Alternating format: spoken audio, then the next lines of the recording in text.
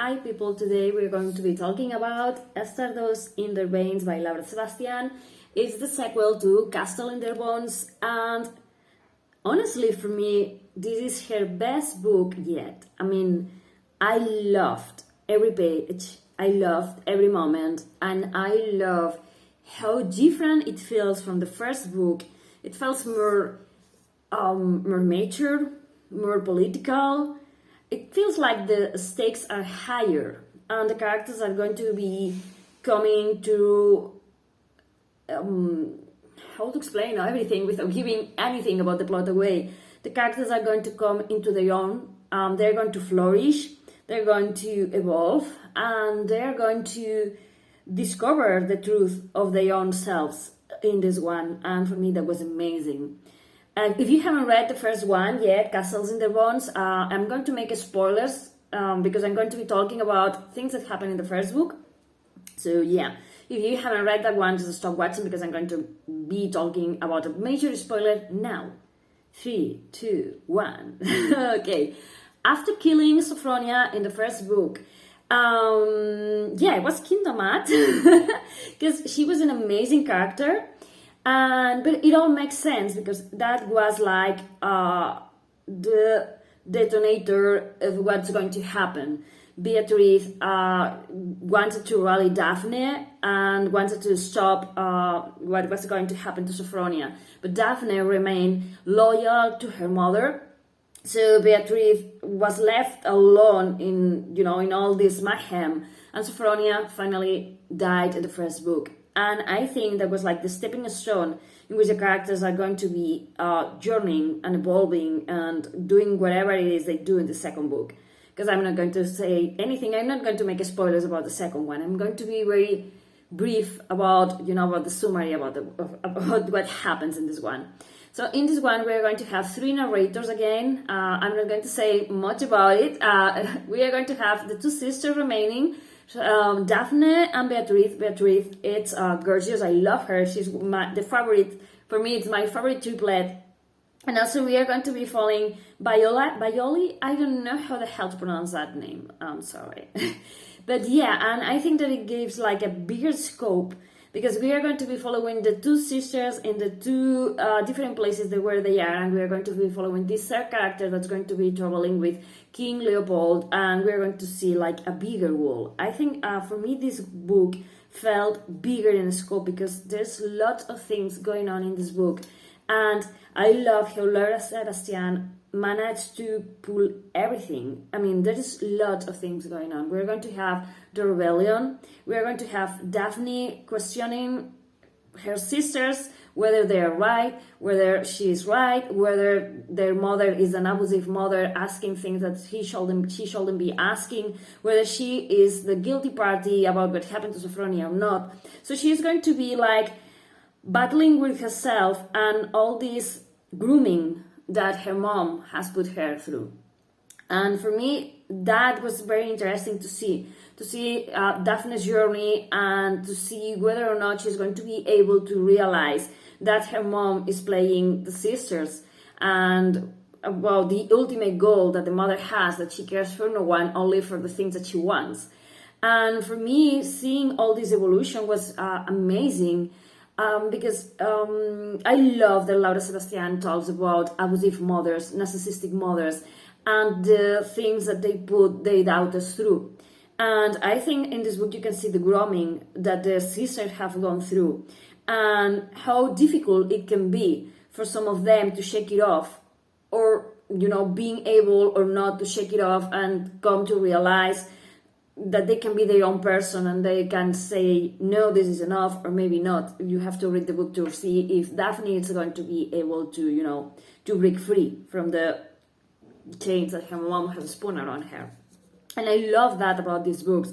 I love that for me, it feels like it's a fantasy world and the stakes are very high, but I love that the representation of abuse and having mothers that manipulate.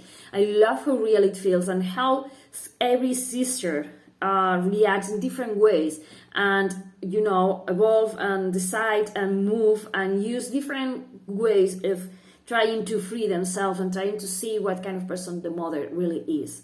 So for me, that was amazing, and I do love Daphne's journey. Beatriz, it's like I love her. I'm very worried. I was very worried all the book, because after the first one, I felt, and I still feel, like no one is secure, no one is safe in this world. And this book being centered in Beatriz, we are going to be learning lots of things about her as a character and about different abilities that she has. And I do love her. I love how brave she is. I love how she cares for her sisters. I love how far she's willing to go in order to protect the people that she loves. And, to make Daphne realize that she's in danger.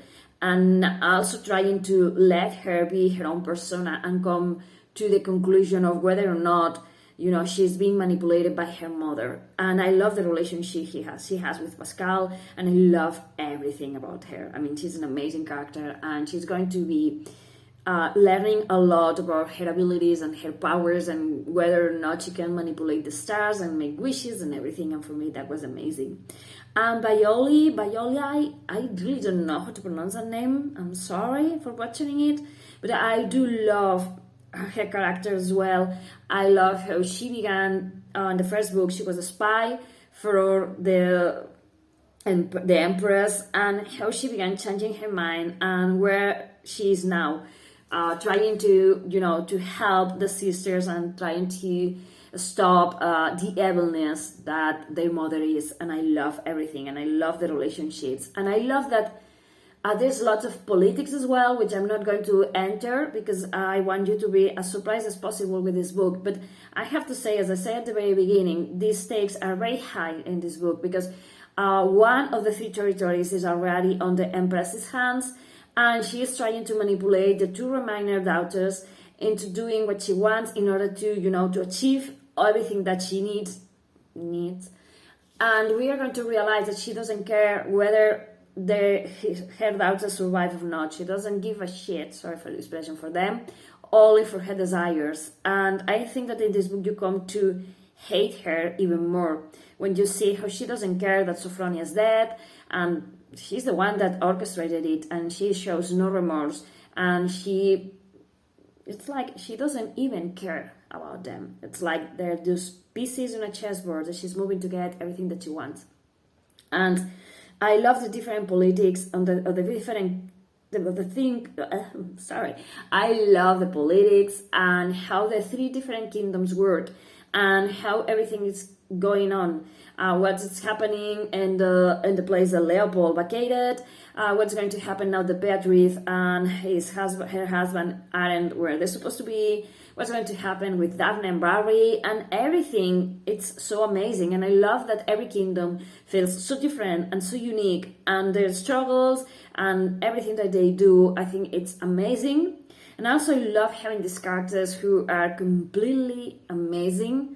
I love, as I say at the beginning, that we have this dystopic family where you have this mother who has been grooming these kids since they were little, telling them that they have to be the best in different things so she could use them to manipulate different people and get what she wants. And I love how real this representation is, and how you can see in the first book we get to see how Sophronia is able to free herself, and she pays like a very steep price. And as I say, she's the detonator for the place where the other 2 remaining sisters are now, with Beatriz wanting to eliminate the influence of her mom. Well, Daphne thinks that the other sisters are completely crazy. Sophronia was killed by the rebels, and her mother is completely innocent, and she wants to keep on being, this person that's going to do everything, so her mom will finally be able to say, hey, you are great. So yeah, I love the different psychologies that we are going to be seeing in this book, and I love the evolution of all the characters, whether for good or bad. I love how they interact, and how they come to realize that every action has a price, and sometimes they get it right, they get the right decision, they do the right thing, and still gross outcomes happens. And I love everything. I mean, yeah, I wanted to make like this very good review talking about amazing things about this book, and I feel like I'm falling very short of it because you know when you love something so much, the only thing that you can say is rave about the characters and say how great it is, how amazing the characterization, the psychology, and the plot. I mean, yeah, I mean, this book is amazing. Almost 600 pages. I just couldn't put it down. For me, it's like 5 stars over 5. I love Laura Sebastian works. I love what she writes. I love the thing that she transmits, and I say this for me is her best book yet because I loved everything. I love the plot, I love the mysteries, I love the corruption, I love the politics, I love how the girls play each other and play the people around them, and how they care and how they feel and how they love and how they feel like they have to, you know, to be their own persona at the ending, whether it's something their mom was expecting of them or not. And I love the different things that they come face to face with, and the different actions that they have to take in order, you know, to get where they want to get. I mean, it's an amazing book, and I really, really recommend this author to you if you haven't read anything by her. And if you have read Castles in Their Bones, you're going to love Stardust in Their Veins. It's amazing. So yeah, I mean, I could still say my amazing things because I love that, and I love the sisters, and I want to hug them so bad because, yeah, I get it. I get the place where you are, and I hope that you can be free and that you can win and that you can, you know, put your mother back where she belongs, like in the dirt. I hate that mom. I hate that character. Yeah, but she's so amazingly well created. Everything is amazing in this book. So yeah, shutting up. Pick it up. Thank you for watching. Bye.